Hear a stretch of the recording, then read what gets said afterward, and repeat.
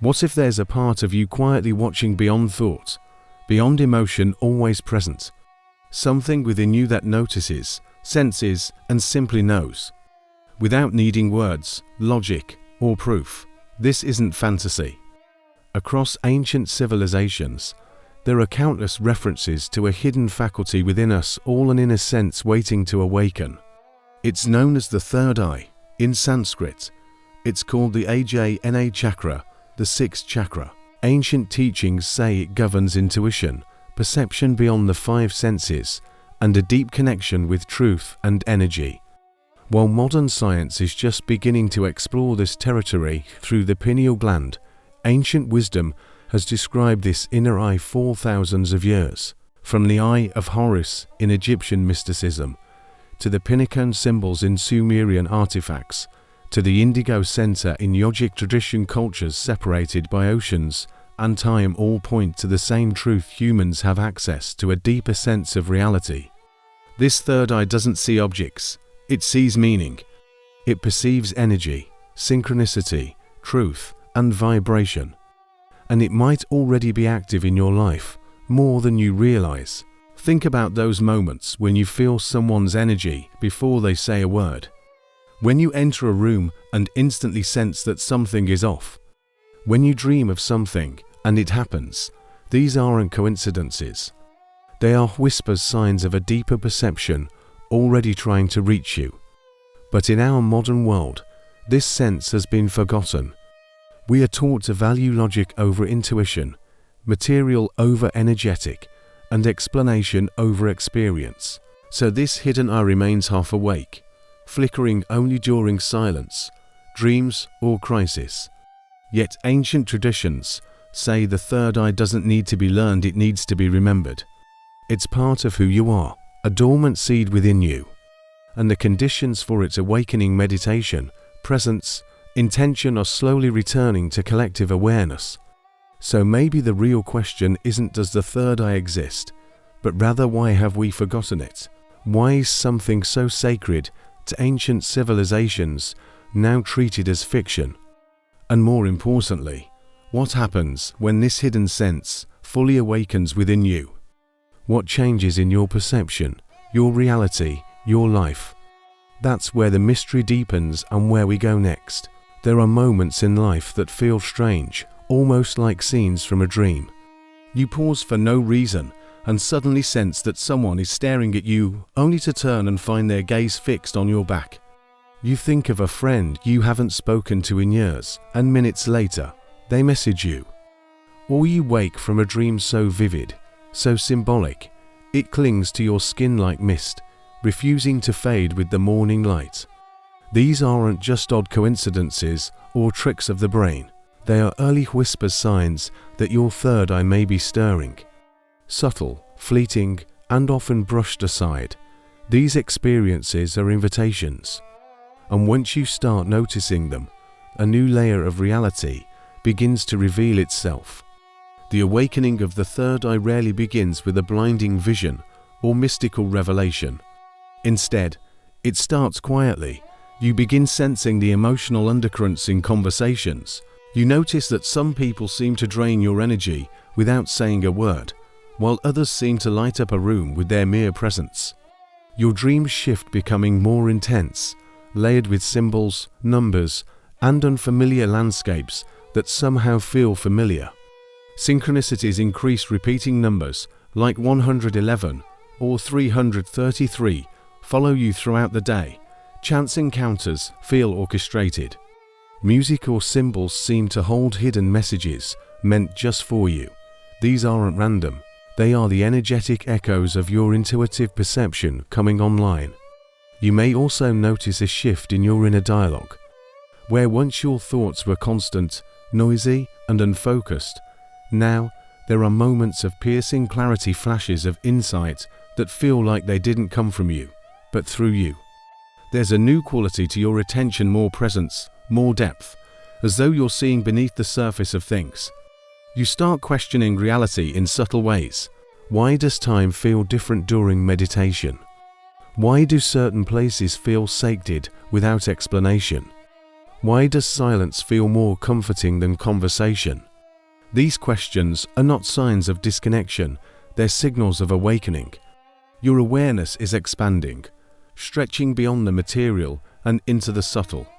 Physical sensations often accompany this phase. You may feel a pressure between your eyebrows, like a gentle pulsation or tingling that has no physical cause. Some report seeing flashes of light with their eyes closed, or sensing an inner glow during quiet moments. Even sounds may seem more vibrant, or colors more saturated. You begin to feel more in tune with the world, as though everything has an underlying rhythm, and you're starting to dance in sync with it. It's important to note none of these signs are definitive proof of spiritual awakening on their own. But together, over time, they paint a clear picture. A veil is thinning, a perception once dormant is stirring back to life. Have you felt this? A sense that something inside you is changing, even if you can't explain how or why. That's not imagination, it's evolution. The third eye is not just a mystical concept. It's a faculty of perception that responds to your inner state. The more you slow down, the more you notice. The more you trust these subtle impressions, the more they grow. What we call awakening is not an instant transformation, but a gentle reorientation, a turning inward to listen more deeply, to sense more fully. And what's even more fascinating, the ancients didn't just observe these signs, they documented them. They saw these subtle shifts as the first steps toward a much larger initiation. But why, and how did they use these signs as guides to unlock a greater truth? That is where we're headed next. What if we told you that cultures separated by oceans and thousands of years all believed in the same mysterious power hidden within the human mind? That deep in the spiritual blueprints of Egypt, India, Tibet, and even among the indigenous shamans of the Americas, there exists a shared understanding of a secret eye not made of flesh and bone, but of light and perception. The third eye was not metaphorical to them. It was sacred. It was real. They saw it as a gateway, a bridge between the visible and the invisible, the known and the unknown, the self and the infinite. And they built temporals, teachings, and entire spiritual systems around this single point of inner vision. In ancient Egypt, the Eye of Horus was far more than symbolic art. It was a map of consciousness and healing. Look closely at the eye's proportions, and you'll find it mirrors the anatomical structure of the pineal gland nestled within the human brain. The Egyptians considered it the seat of divine perception, the all-seeing eye that could pierce through illusion. They depicted their deities with radiant eyes and spoke of opening the eye as the path to immortality of the soul. Likewise, in Hinduism and yogic philosophy, the Ajna chakra, the sixth chakra, is visualized as a lotus with two petals located in the center of the forehead. It is said to govern intuition, insight, and the ability to perceive the truth beyond appearances. Buddhist teachings in Tibet spoke of the inner eye opening through deep meditation and devotion, granting access to higher wisdom and even past lives. Indigenous shamans in the Amazon would enter trance states, guided by sacred plants, and describe visionary experiences where light patterns, sacred geometry, and celestial beings emerged from within. They too, though using different language, spoke of an internal doorway, one that, when activated, allowed communication with the spirit world and access to universal intelligence. None of these traditions viewed the third eye as fiction. To them, it was as real as breath, as crucial as the heart. This convergence across civilizations is not coincidence, it's convergence of wisdom. Each culture, in its own symbolic language, recognized the same energetic center in the human being. They may have called it different names, but its function was universally revered to perceive what lies beyond the senses. And interestingly, their symbols often overlapped. The spiral, the triangle within a circle, the shining forehead all point to an understanding of consciousness that goes beyond intellectual knowledge. They were speaking to an experience, an activation, a moment when a human sees not with the eyes, but with the soul. So the question arises, why did they all place such importance on this hidden faculty? Why did they encode it into pyramids, mandalas, and ceremonial rites? What were they trying to preserve, and more importantly, what were they trying to awaken in us? The ancients believed the third eye wasn't just for sages and mystics, it was the birthright of all human beings, a divine inheritance forgotten in the noise of modern life. But they didn't just tell stories about it. They developed methods to open it, rituals, practices, pathways that we're only now beginning to understand. And that's where we go next, into the secret methods passed down through the centuries, formulas of awakening but remain just as powerful today. Across the ancient world, unlocking the third eye was never left to chance. It was a sacred science, a spiritual technology passed down through initiates, mystics, and seekers of truth. The idea wasn't simply to believe in higher perception, but to experience it firsthand. From India to Mesoamerica, from Egypt to the Tibetan plateau, cultures developed precise rituals designed to activate the latent energy of the Ajna chakra. These weren't superstitions or vague meditations. They were systematic methods, honed over centuries, to awaken what they knew to be a divine faculty within the human being.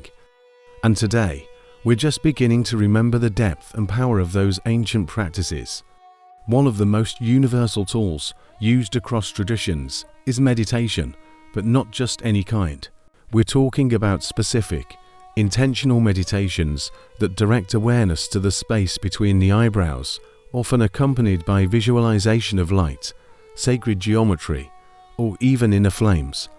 These techniques work to still the mental noise, harmonize the brain's hemispheres, and activate the pineal gland, believed to be the physical correlate of the third eye. In the yogic world, this is paired with pranayama, or breath control. Breath is not just air, it is prana, life force energy. Practices like alternate nostril breathing, nadi shodhana, are said to purify the energy channels and direct subtle currents toward the sixth chakra, preparing it for activation. Sound also plays a critical role. Across many traditions, the Om chant is regarded as a vibrational key that resonates directly with the third eye. This is not poetic, it's energetic. The Om vibration stimulates specific frequencies in the brain, and when chanted with focus and intention, it creates a resonance in the skull that affects the pineal gland directly. Similarly, in indigenous shamanic practices, drumming, rattles, and humming are used to alter states of consciousness and open inner vision. The sound becomes a vehicle, transporting awareness beyond the physical senses and into the visionary realms. These weren't mere performances, they were energetic surgeries, designed to tune the body like an instrument. Other methods included light deprivation, as practiced by Egyptian initiates in the darkness of pyramids, or Tibetan monks who meditated in caves for weeks. By removing external light, the inner light becomes visible. The pineal gland responds to darkness by producing melatonin and other neurochemicals linked to altered states of consciousness. Vision quests, fasting, and ritual isolation all served a purpose to push perception inward, beyond the surface of reality, toward the subtle realms where the third eye resides. Even the use of sacred plants in shamanic traditions was done with reverence, as a temporary gateway, not a shortcut to true vision. These practices weren't recreational, they were rites of passage. So why were these techniques kept so sacred, even secret? Because awakening the third eye is not a casual act. It's not about having visions or developing psychic powers. It's about piercing the veil between illusion and truth. These rituals, when practiced with intention, don't just alter perception, they shift the very foundation of how one relates to reality. And here lies the hidden power and the hidden warning. Because once the third eye begins to open, what you see cannot be unseen. It changes everything, but not always in the way you might expect. Because the light it brings doesn't just reveal beauty, it also reveals shadow. And that's what we'll explore next. When most people imagine the opening of the third eye, they envision a flood of blissful visions, divine revelations, and a life bathed in clarity. And while moments of beauty and wonder absolutely come, there is a truth few speak of, a truth that ancient traditions knew all too well. Awakening the third eye isn't just about gaining insight. It's about seeing everything. That includes what's hidden, what's painful, and what's been buried in the shadows of your own being. Because when the veil lifts, illusions don't just fall away from the world. They fall away from you, and that can be deeply unsettling. The light of the third eye doesn't discriminate, it illuminates the beautiful and the broken alike.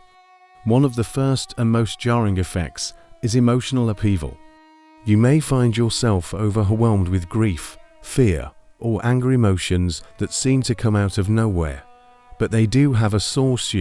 The third eye doesn't create these feelings, it reveals them. Stored traumas, unresolved pain, and subconscious beliefs rise to the surface because they must be seen before they can be released.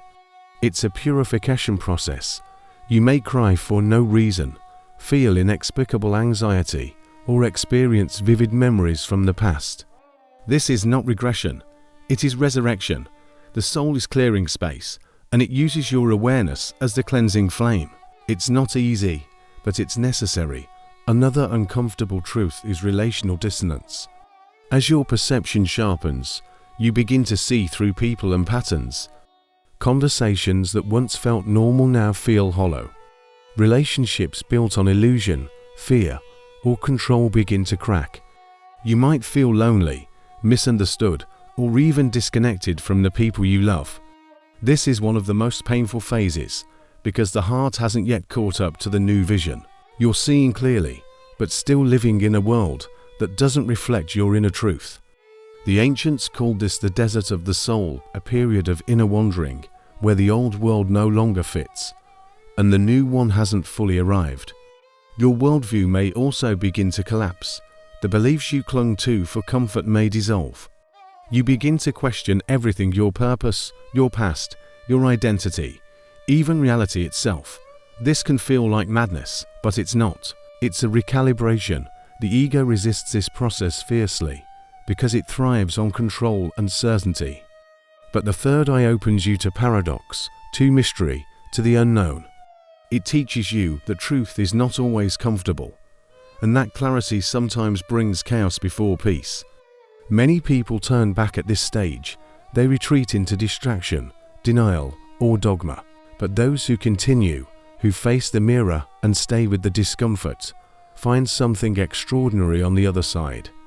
This is why ancient mystery schools guarded their initiations, not because they were elitist, but because they understood the gravity of true awakening. It shatters you so that you can be rebuilt, not as who you were taught to be, but as who you truly are. The third eye reveals not just universal truths, but deeply personal ones: your wounds, your gifts, your soul's blueprint. It's not a gift freely given, it's a path you earn through courage and surrender. So if you're in this storm, feeling lost or broken, know this: you're not alone. This is the dark night before the dawn.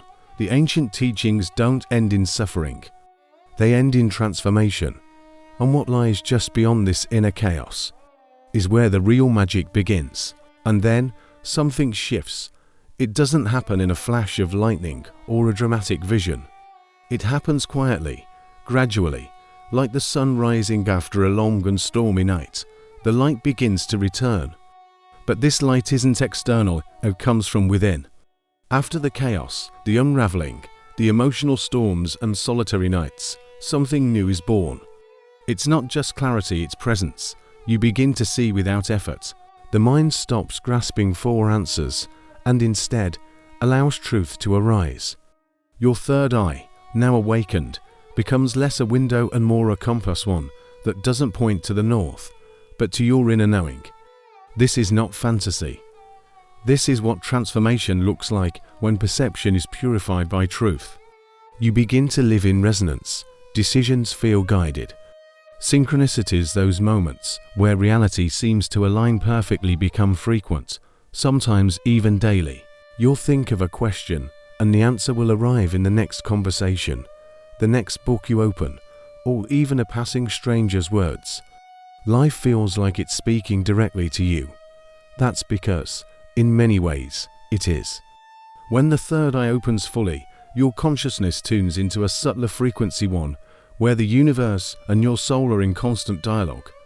This doesn't mean you become psychic in the Hollywood sense. It means you become attuned. You sense what needs to be done, who needs your presence, and when to act or when to wait. The noise fades, the signal strengthens. You also stop seeking in the same way. You no longer chase signs or spiritual highs. The constant hunger for validation, meaning, or escape softens. Why? Because you realize what you were seeking was never out there. It was always within.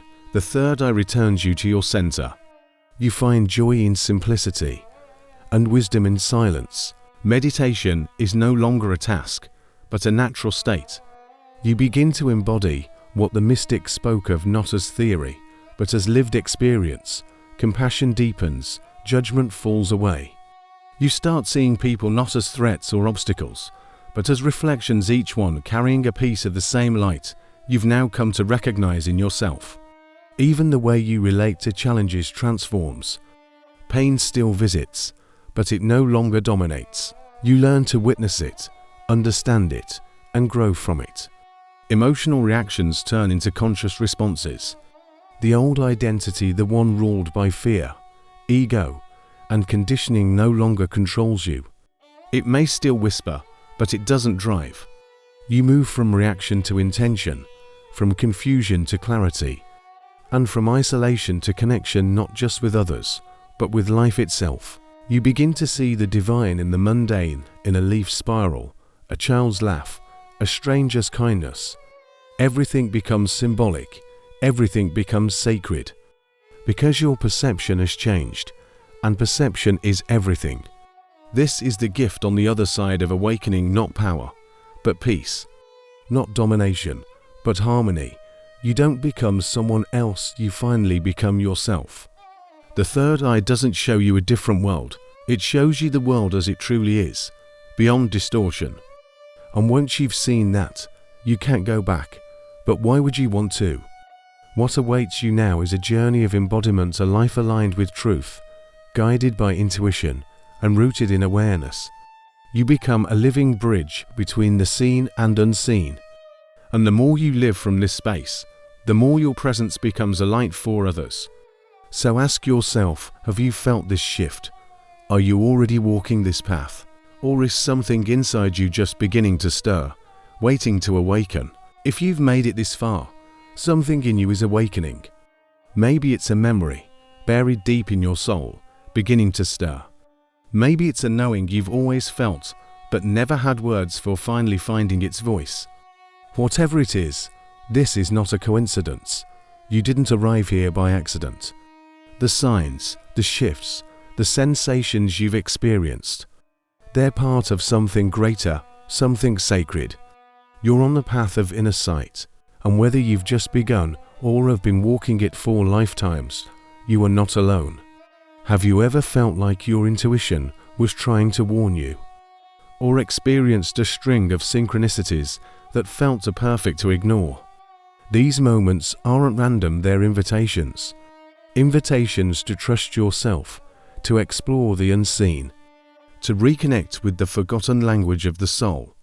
And your story, your experience has power, because someone out there might be feeling lost right now, and your words might be the thread that leads them home.